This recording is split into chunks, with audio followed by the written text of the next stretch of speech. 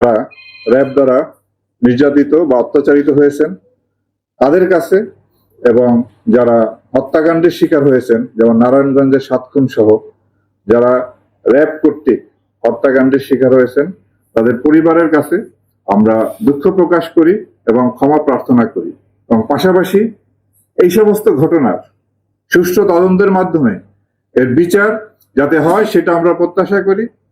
অন্তর্বর্তীকালীন সরকার গুম খুন কমিশন করেছেন, আন্তর্জাতিক অপরাধ ট্রাইব্যুনাল এই ধরনের অপরাধ কগনিজেন্সে নিয়ে বিচার কার্য পরিচালনা করছে। আমরা আশা করব সুষ্ঠু নিরপেক্ষ তদন্তের মাধ্যমে আমাদের বিরুদ্ধে যে অভিযোগ আছে তার সুষ্ঠু তদন্ত হবে এবং এর বিচার হবে, এবং এইভাবেই আমাদের দায় মুক্তি সম্ভব। অন্য কোনোভাবেই আমরা এই দায় থেকে মুক্ত হতে পারবো না। কেবলমাত্র সুষ্ঠু তদন্ত এবং বিচারের মাধ্যমেই আমরা দায় মুক্ত হতে চাই।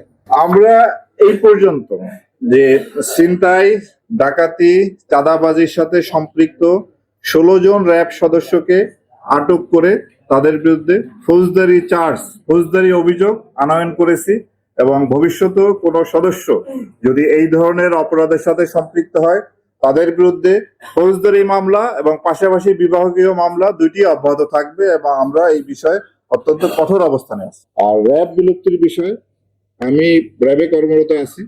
আমরা যতদিন দায়িত্ব পালন করব, র্যাবের আমাদের যে দায়িত্ব সেই দায়িত্ব আমরা নিষ্ঠার সঙ্গে আন্তরিকতার সঙ্গে পালন করব, এবং এই ব্যাপারে সরকার যে সিদ্ধান্ত গ্রহণ করবে সেটি শিরোধার্য। সরকারের সিদ্ধান্তের অপেক্ষা আমরা